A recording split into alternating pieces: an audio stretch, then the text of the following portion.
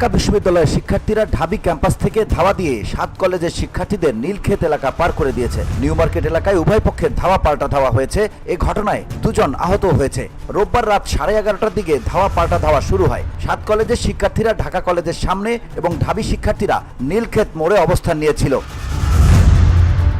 এর আগে রাত 11টার দিকে ঢাকা কলেজের সামনে থেকে মুক্তি ও গণতন্ত্র তরুণের সামনে পৌঁছান 7 কলেজের শিক্ষার্থীরা। এ সময় স্যার AF রহমান হলের শিক্ষার্থীরা হলের সামনে অবস্থান নেন।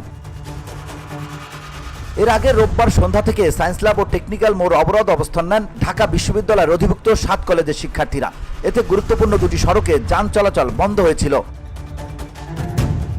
শিক্ষার্থীদের অভিযোগ ছিল 7 কলেজের সমস্যা ও ভর্তির আসন সংখ্যা কমানোর বিষয়ে ঢাবির প্রভিসির কাছে গেলে তিনি অশোভন আচরণ করে রুম থেকে বের করে দেন। তিনি বলেন 7 কলেজের বিষয়ে কিছু জানেন না।